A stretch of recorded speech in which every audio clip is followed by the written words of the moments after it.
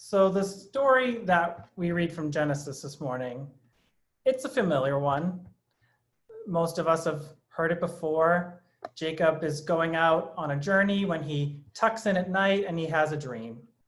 He dreams that messengers of God, angels, are going up and coming down on a gateway, or sometimes it's translated as a stairway or a ramp, or you probably have heard it as a ladder. And God appears there, renewing the covenant of the previous generations. God tells Jacob not only that he will have descendants, but that those descendants will be given this land, and that God will bring Jacob back to the land. The next morning, Jacob realizes what an awesome thing this is, and he anoints the rock that he put at his head with oil and names the place Beth-el, house of God. This is truly amazing. We hear these stories so often that I think we forget the amazing quality of it. God doesn't just show up like this to all that many people in the Bible. But what I find kind of funny is that even with this awesome appearance, Jacob doesn't change much about his plans. He makes a covenant with God. He makes a bargain, really, that if God keeps him safe and gives him his daily bread and the clothes that he needs, that he will return and give God 10% of all that God gives him. And then that's that. He moves on. So I wonder how soon, though, Jacob thought that he was going to be getting back to that spot. Jacob's errand that he left was really twofold. First, he was going to find someone to marry from among his mother Rebekah's family tribe, not from the Canaanites. This was another scheme that Rebekah and Jacob had concocted to save Jacob, because Rebekah had heard Esau rumbling that he might retaliate against Jacob for stealing Esau's birthright and blessing. So Rebekah convinces Isaac to have Jacob go east to her tribe to find a wife, and at the same time to protect Jacob by putting some distance between him and Esau. So it's on the way to his mother's tribe in Haran that Jacob has this dream and makes a covenant with God. Now, I don't know what the normal matchmaking turnaround time was in the ancient Near East, but I have to think that what happens next is not what Jacob had in mind. He spends a month living with his uncle Laban and Laban's daughters, Leah and Rachel, and Jacob has his heart set on marrying Rachel. And the story, which is familiar to some of us, it's too long to include in this sermon, but one thing I'll mention is that it's a good 20 years before Jacob is on his way back to Canaan. And Jacob does eventually make it back to Beth-el. Jacob builds a stone pillar there to God, pours a drink offering and more oil, and God meets him again to give Jacob the new name Israel, just as Jacob had renamed the place Beth-el. And then Jacob, Israel, continues on his journey home. There are just a couple of lessons that I find in this story when I read it this time around that I want to bring to our attention this morning. The first thing that stands out to me is that Jacob has this encounter with God, this appearance from the Most High right there while he's sleeping. This vision of angels and a gateway from earth to heaven. And then he doesn't seem to make a big deal out of it. He pours some oil, he creates a new name, but we don't hear about any of this again until he gets back to that spot all those years later. I don't think that, the signs coming into town change from welcome to Luz to welcome to Beth-el.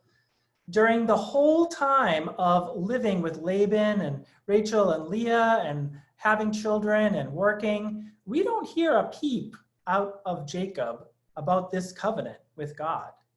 He doesn't use it as a bargaining chip to get something he wants. He doesn't use it to cut his time of service down. And so you might see this as a kind of a change of character for Jacob. Jacob, as we know him to this point, has been a trickster. He's always out to get what Esau has. And yet, this is the first time Jacob is out on his own. He's away from his family dynamics. And so maybe what we're witnessing here is Jacob's true character starting to form. Jacob coming into his own identity. So maybe this is Jacob maturing in life as well as in faith. And Jacob perhaps reveals the promises of God, the blessings of Isaac, and the birthright of his past in private.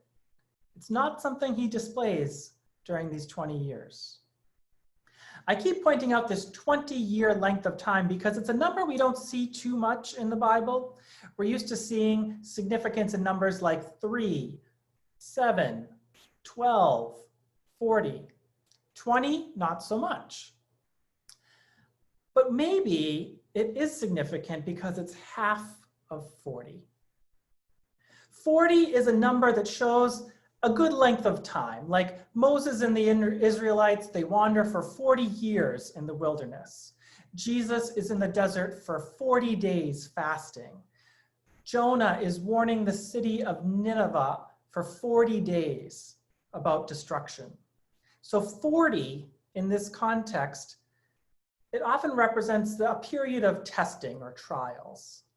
And for Jacob, this 20-year period might indicate he's only half done. He has to now make his way back from Haran to Canaan, to his brother, to his parents, and to the continuation of his covenant promises.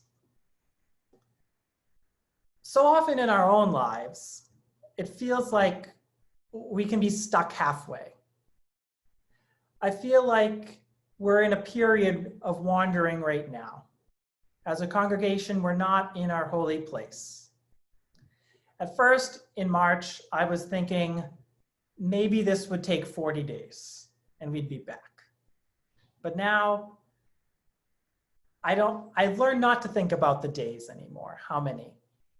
It's just, we're somewhere in the middle. I know we're gonna get back. I don't know when. I know I won't be there, but I know the congregation will give great thanks to God when we're back. And there are other cycles that repeat themselves. We see cycles over the generations, not the days, the years. Cycles like cycles of civil rights being gained, being retracted.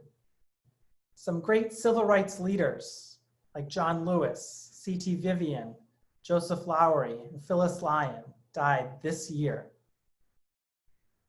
We see cycles of new activists springing up.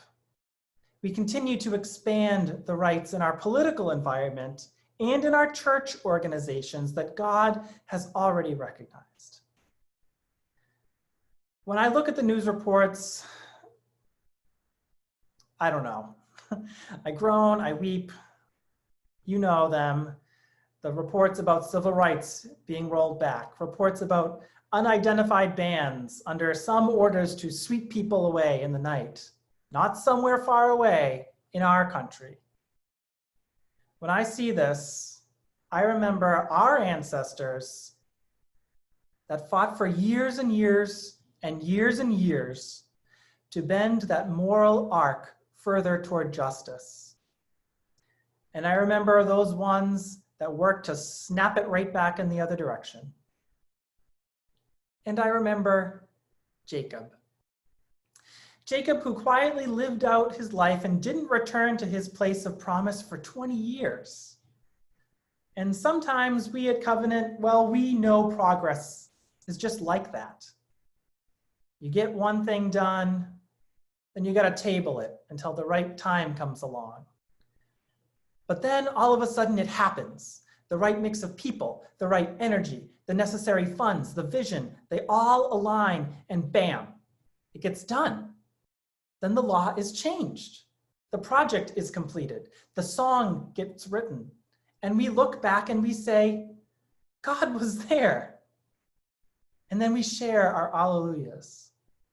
So my friends at Covenant, I do believe right now that we are in a time of great promise.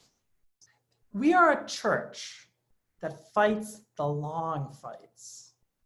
We know how to organize. We know what it takes to make change. We know what it takes to work and make God's love and justice real.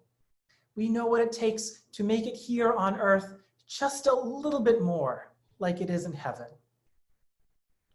Later in today's service, we have a time of celebration and great thanksgiving around our communion table.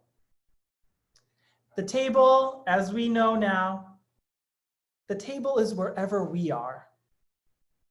We'll share a simple meal, remember the good works of God from all times past. And that goodness lives on. Whenever we're feeling troubled, discouraged, beaten back, hopeless, that table is one place that we can return to again and again. We return there to remember the deep memories of love and grace, peace and hope. We're there at the table in time outside of time, in place untethered to place. This is the pattern of our faith. So may we live that pattern in thanksgiving and in hope. I'll see you there. Amen.